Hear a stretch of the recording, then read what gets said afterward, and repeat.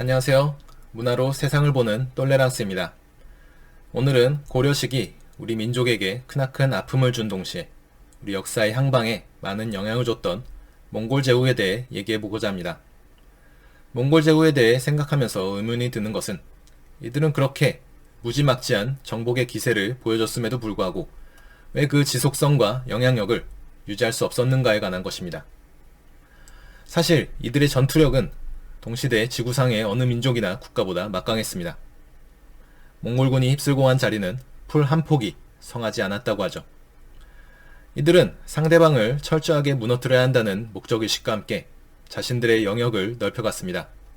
그 결과 몽골 제국의 영토는 동유럽부터 유라시아 대륙의 동쪽 끝에 이르기까지 역사상 그 유래를 찾아볼 수 없을 만큼 광활했죠.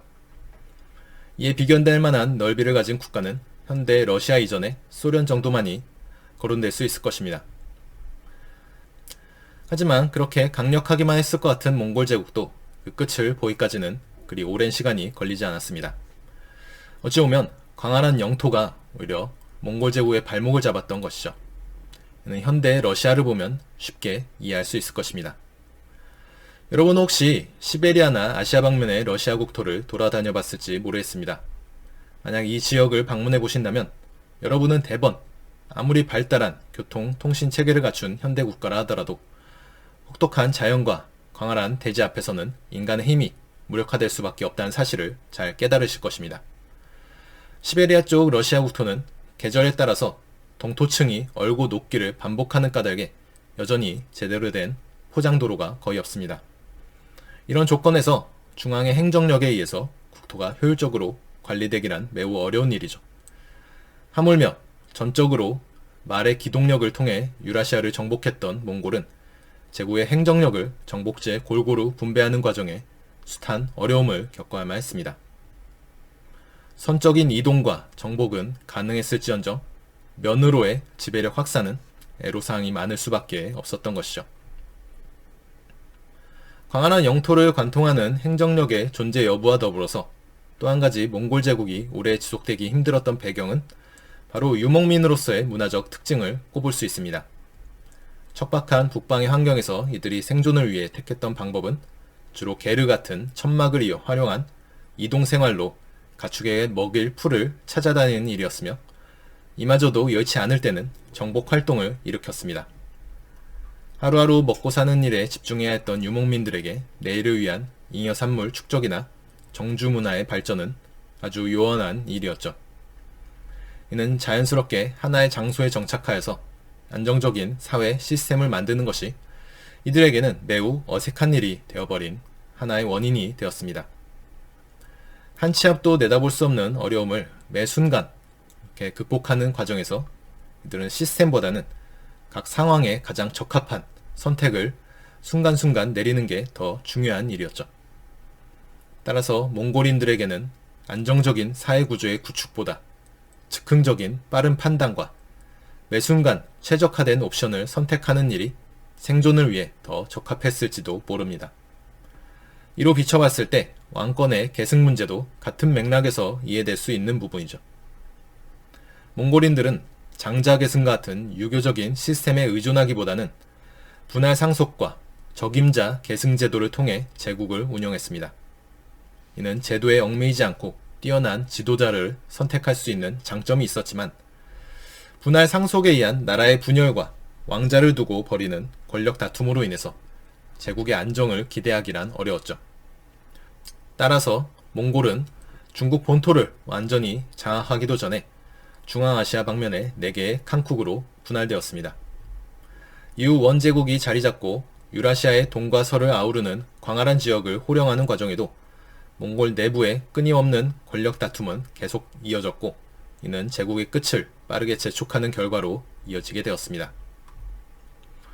이렇게 불꽃 같은 폭발력과 짧았던 영화를 보여준 몽골이지만 세계사에서 이들이 차지한 존재감은 무시할 수 없습니다.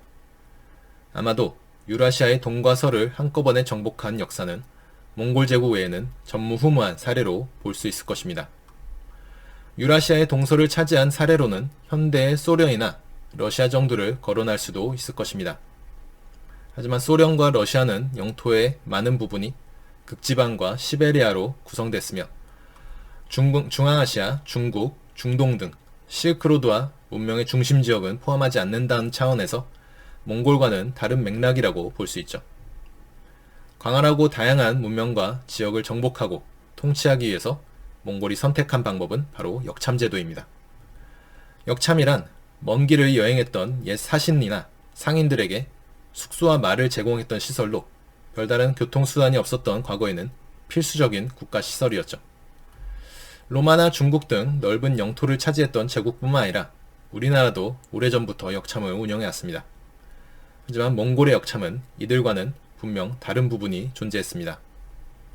다른 국가의 역참은 도로를 따라 설치되었지만 넓은 초원과 사막이 많았던 몽골 제국의 입장에서 도로를 따라서 그런 정해진 도로를 따라서 역참을 두는 것은 큰 의미가 없었습니다. 도로를 만들어도 모래바람이 한번 휩쓸고 하면 길은 금방 사라질 것이기 때문이었죠. 사실 과거의 실크로드라는 것도 정해진 길이 존재했다기보다는 사막과 초원의 기후조건과 환경이 변화함에 따라서 적절한 길이 계속해서 만들어지는 방식으로 유지되었습니다.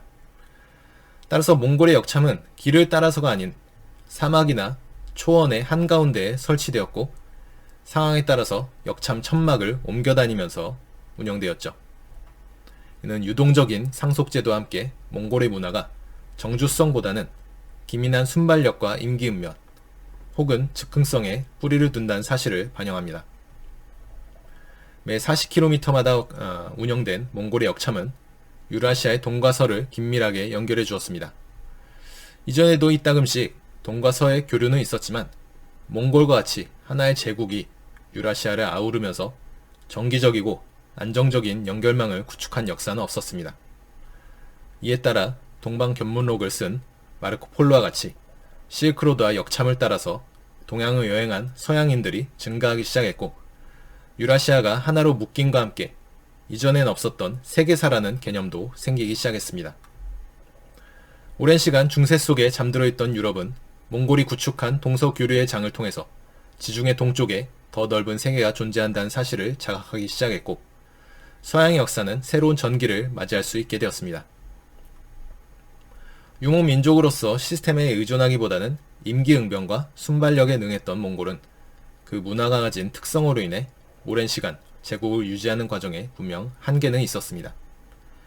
중국을 제패한 뒤 탄탄대로를 걸을 것만 같았던 몽골 제국이 오히려 빠르게 쇠퇴하기 시작한 사실은 역사의 아이러니가 아닐 수 없습니다. 하지만 세계 역사에서 몽골 제국이 남긴 유산은 불꽃을 일으키지 않는 숯불이 오래 유지되는 것처럼 여전히 우리의 역사 속에 살아있습니다. 몽골이 구축한 동서교역로를 따라 아시아의 무역에 공들이기 시작한 유럽은 이후 이슬람 세력에 의해 실크로드가 막히게 되자 해상 무역로를 개척하기 시작했고 인류의 역사는 서서히 세계화의 길로 접어들게 되었습니다. 몽골 제국이 역사의 뒤안길로 접어들면서 사라질 것만 같았던 동서교역은 이후 더 넓고 뿌리 깊은 세계 역사의 장으로 접어들게 된 것입니다. 뿔뿔이 흩어져 있던 세계 각지의 문명을 하나의 네트워크로 이어주는 전기를 마련한 몽골 제국의 세계사적 공헌을 기억하면서 이상 똘레랑스였습니다. 다음 동영상에선 더 좋은 내용으로 만날 것을 약속하면서 구독과 좋아요, 알림 설정은 영상 제작에 큰 힘이 됩니다. 감사합니다.